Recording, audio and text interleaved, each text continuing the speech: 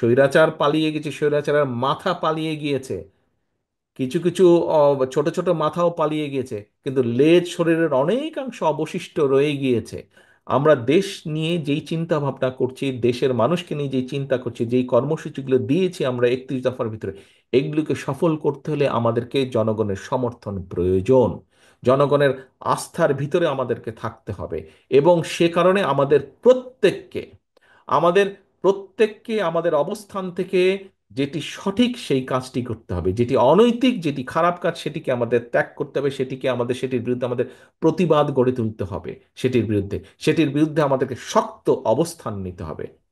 কিছুক্ষণ আগে একটি কথা বলেছিলাম যে রাজনীতিবিদ হিসেবে, রাজনীতি কর্মী হিসেবে, রাজনৈতিক দল হিসেবে সফলতা কি? পিছনে যখন জনগণ থাকে। আপনারা প্রত্যেকেই কম বেশি জীবনে বহু মিছিল করেছেন।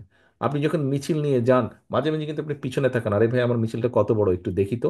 যখন দেখেন মিছিলটা আপনার প্রত্যাশার চেয়ে বড়, আপনার নিজের মনটা, কলিজাটা বড় হয়ে যায় না? দেখতে ভালো লাগে না? তাহলে এখন ভাইয়েরা, সহকর্মীবৃন্দ, কেন আপনি মিছিলটি ছোট করতে চাইবেন? প্রতিপক্ষের মিছিল, প্রতিপক্ষ বলতে দলের ভিতরে বোঝাচ্ছি না, প্রতিপক্ষ বলতে অন্য রাজনৈতিক দলের সমাবেশ যখন দেখি ছোট, যাদেরকে আমরা মনে মনে ভাবি যে এটা তো আমার দল না, অন্য দলের মিটিং, এটা অন্য দল, আমার প্রতিপক্ষ রাজনৈতিক দল, যখন দেখি তাদের মিটিংটা ছোট, যখন দেখি তাদের জনসমাবেশ ছোট, যখন দেখি তাদের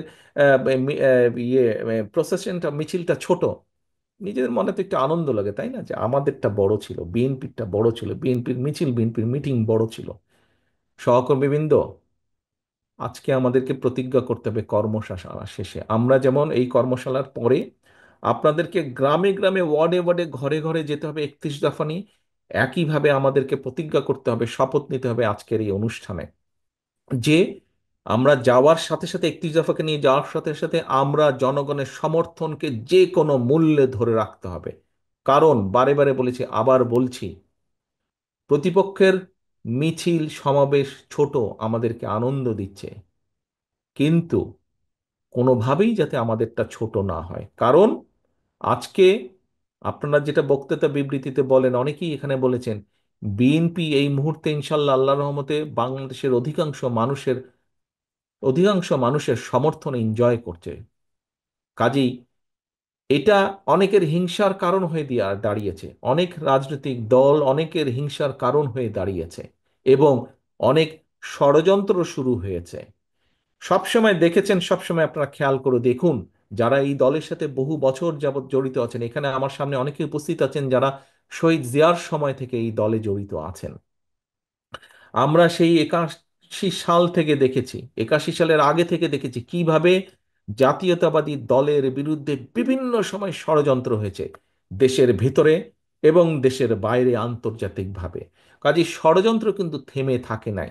এবং এই দলের বিরুদ্ধে ষড়যন্ত্র যখন হবে, ধরে নিতে হবে আপনাকে সেই ষড়যন্ত্র শুধু এই দলের বিরুদ্ধে না, সেই ষড়যন্ত্রের অংশের মধ্যে আছে আরেকটি ষড়যন্ত্র, যেটি হচ্ছে এই বাংলাদেশের বিরুদ্ধে, বাংলাদেশের স্বাধীনতার বিরুদ্ধে, সার্বভৌমত্বের বিরুদ্ধেও ষড়যন্ত্র অব্যাহত রয়েছে, থেমে যায়নি।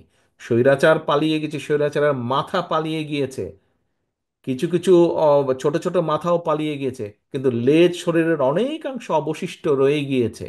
তারা কিন্তু ভিতরে ভিতরে ষড়যন্ত্র করছে। কাজে আপনাদেরকে এ ব্যাপারে অ্যালার্ট থাকতে হবে, প্রিয় সহকর্মীবৃন্দ। 31 দফা পৌঁছে দিবেন ঘরে ঘরে। ষড়যন্ত্রের ব্যাপারেও আপনাকে অ্যালার্ট থাকতে হবে। ষড়যন্ত্রের অংশ হিসাবে আমাদের ভিতরে অনেকে অনেককে এজেন্ট ঢুকিয়ে দিয়েছে, এইগুলা ব্যাপারেও আমাদেরকে অ্যালার্ট থাকতে হবে সহকর্মীবৃন্দ। সেই জন্যই আমি বলেছি, আপনারা আজকে যারা এখানে উপস্থিত হয়েছেন, আপনারা প্রত্যেকে এক একজন নেতা হিসাবে উপস্থিত হয়েছেন, আপনাদেরকে চোখ কান খোলা রাখতে হবে। সহকর্মীবৃন্দ, আগামীর যে নির্বাচন হবে, আগামীর যে নির্বাচন হবে, আপনাদেরকে আমি 100% গ্যারান্টি দিয়ে বলতে পারি, কেউ যদি মনে মনে ভেবে থাকেন আরে এখানে তো প্রধান প্রতিপক্ষ নাই অথবা দুর্বল হয়ে গেছে, নির্বাচন খুব সহজ হবে, no, no, no and no. এই নির্বাচন অতীতের যে কোনো নির্বাচনের থেকে অনেক অনেক অনেক কঠিন হবে, অনেক কঠিন হবে। কাজে নিজেদেরকে সেইভাবে সহকর্মীবৃন্দ প্রস্তুত করুন, নিজেদেরকে সেভাবে প্রস্তুত করুন যে আগামীর যে কঠিন নির্বাচন, সেটি জনগণের সমর্থন নেই, সেই নির্বাচনের পুল ছাড়া যাতে আমরা পার হতে পারি, সেইভাবে নিজেদেরকে প্রস্তুত করুন। সেজন্যই আমি সবসময় বলছি, জনগণের সঙ্গে থাকুন, জনগণকে সঙ্গে রাখুন। প্রিয় সহকর্মীবৃন্দ, আমরা জনগণকে সাথে নিয়ে বিগত 16-17 বছরের স্বৈরাচারকে পালিয়ে যেতে বাধ্য করেছি, জনগণের সমর্থন নিয়ে, জনগণকে সাথে নিয়ে। ইনশাল্লাহ আমরা জনগণের আস্থা ধরে রেখে, জনগণের সাথে নিয়ে, জনগণকে সঙ্গে নিয়ে, জনগণের সমর্থন নিয়ে আগামীতে আমরা দেশ পরিচালনার যোগ্যতা আমরা অর্জন করতে সক্ষম হব।